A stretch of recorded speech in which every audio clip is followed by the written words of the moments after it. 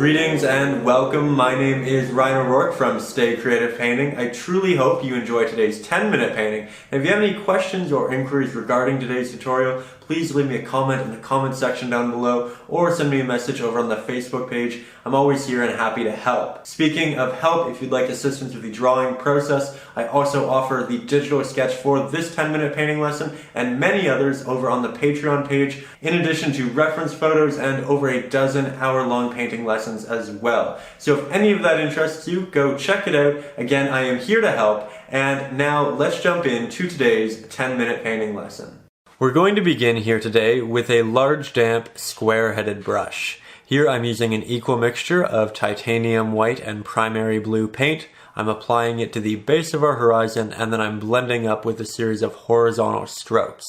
Now I'm using a larger square-headed brush here because it can carry a good amount of paint and because that sharp edge is fantastic for working around our mountains. Then I'm going to go back to the palette. I'm going to grab some additional primary blue, apply that into our initial mixture so it makes it a little bit more dark, a little bit more rich, and I'm going to apply that to the top of the sky. Then I'm going to blend it downwards until we get to about the middle of the sky. Then I'm going to blend the two pigments together and try to render a very soft gradient, one very much void of brush strokes or implications, and this is generally best achieved by using a very soft touch of the brush. Now, because we do have a damp brush, the paint is going to have some water in it, which is going to extend the wet life and allow us to drag it farther, which is going to make the blending process here so much more simple. But once I have a fairly clean sky, I'm going to move down into the water. I'm going to grab the initial pigment that we used for the sky and apply that to both bodies of water. I'm using this color because it's going to make it look like there's a bit of a reflection happening from the sky down there, and because it's going to make the painting look fairly cohesive. Once the water's done, I'm going to grab a medium-sized square-headed brush. I like this because, again, it does have that nice sharp edge, but it can still carry a good amount of paint. It's just a little bit more detail-oriented. So here I'm grabbing some burnt umber, some Mars black, some titanium white, and I'm applying this for the sand. Then I'm going to blend it out into the water with some brush strokes showing. That way it looks like the water is washing up onto the sand. Now it's worth noting, I didn't just use a burnt umber because it would have been highly saturated and because it would have been very thin. Colors like burnt umber and the primary colors are all innately very thin with acrylic paints, and you generally have to do a lot of layers with them if you're just using them.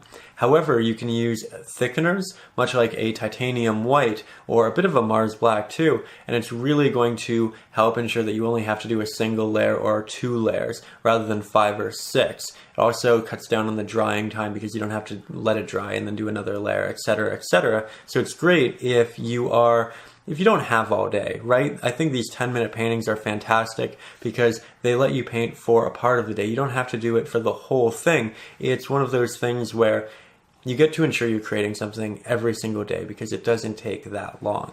But with that said, here I'm working on the mountains. I've just added a bit of additional Mars black to that sand color, and that way it's cohesive. I'm just adding the darker base layer first. We'll go in, we'll add some midtones, some highlights, but we're just ensuring that we have a good base on here right now. It's also worth noting that I'm going back over these areas and I'm ensuring that each application is fairly thick. I want to ensure that this base layer does have a good amount of paint and that the white of the canvas isn't showing through it because we are getting into the midground and the foreground, and I do want it to really look like it has substance and texture and pops. So that's what I'm doing there. Then I'm switching over to the smaller square-headed brush, and I'm grabbing a mixture of titanium white and burnt umber. This is going to act as my midtone, and I'm going to begin applying some highlights onto the mountain and creating some depth, making it look like the light is wrapping itself around the mountain. I'm beginning to apply these strokes on the edge of the mountain, and then I'm working my way inwards. And I'm doing that because it means we're going to be applying the brightest highlight to the edge, and then as we move inwards, the paint on the brush is going to dissipate, but it's also going to blend with the initial application. So it's going to get less and less the more strokes we make. So we get a very natural transition of light. On the edge of the mountain, and it's very bright. The second stroke, it's pretty bright. The third stroke, it's just bright, and it just gets darker and darker and blends more and more with each stroke going forward. So it's a very easy way of creating depth and having that wrap around our subjects. Now I'm continuing that forward, and I'm also dragging some of my paint downwards. This isn't going to be all of the detail, but it's definitely a good start to giving us some depth. Now, while I have this pigment on my brush, I'm also going to go over to the palm tree and just begin working on the base layer of that as well. The smaller square-headed brush is fantastic because it does have such a fine, sharp edge, and it's fantastic for working on detail just like this. Here you can see I'm going back in, I'm doing a second layer, just because I want to ensure that that pigment in the foreground is extremely thick, and it can even be a little bit textured as well. It can look quite nice with the subjects that are very close to us. Now from there I'm going to take a Mars black paint, and I'm just going to map in where I want my leaves and foliage to be.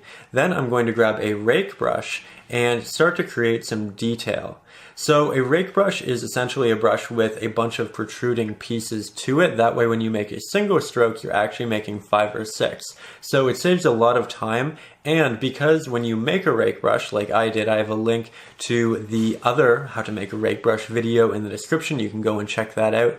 But essentially, when you do it like this, you're ensuring that each stroke is a little bit different than the one that came before it, so it adds a level of realism to your piece, because when you look at a real palm tree, all of the protruding pieces aren't the same. Some of them leaf off in different ways, some of them age differently, some of them have had wind affect them differently. So it's important to add this level of intricacy into your piece, and a rake brush can do that really well, really quickly. It's a great time saver, and again, it adds that extra element of realism. You can buy them in the store, or you can make them yourself.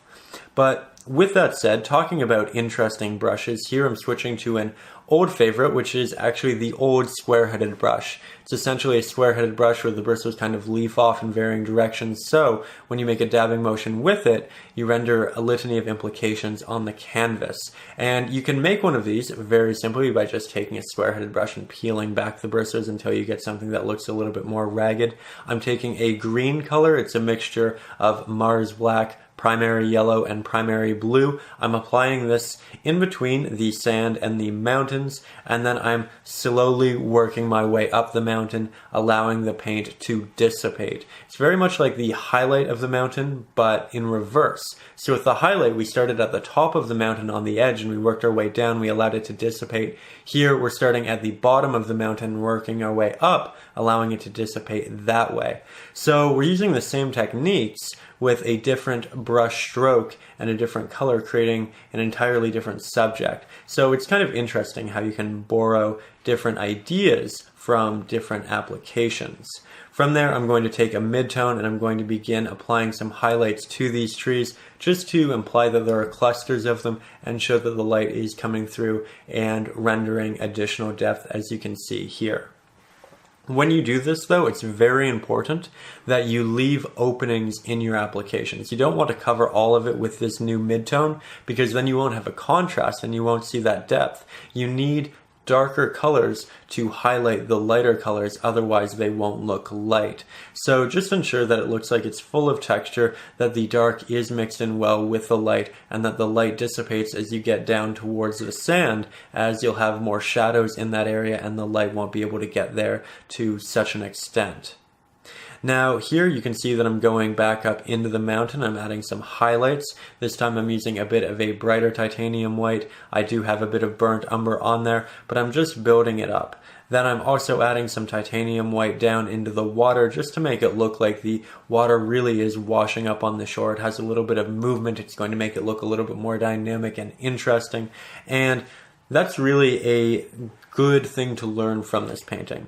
You know, we finished the mountain, but then we could go back and we could add the highlight. We finished the water, but then, you know, we could go back in and we could add the highlight. And this is just something that's going to be reoccurring. Here we're doing that up here in the palm tree as well.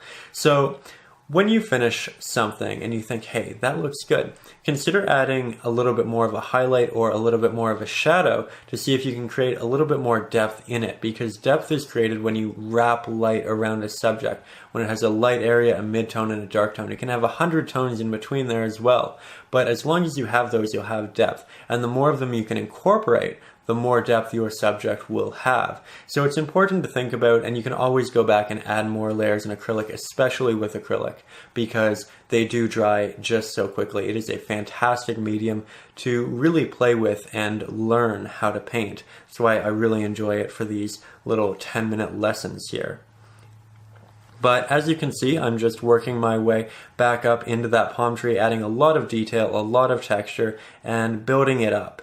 But essentially, what you're looking at right here is our 10-minute painting. I really hope you enjoyed. For those of you who'd like to learn a little bit more, I did continue it into about a 13-minute lesson. I sped it up just so you could get the information, but I didn't want to waste any of your time.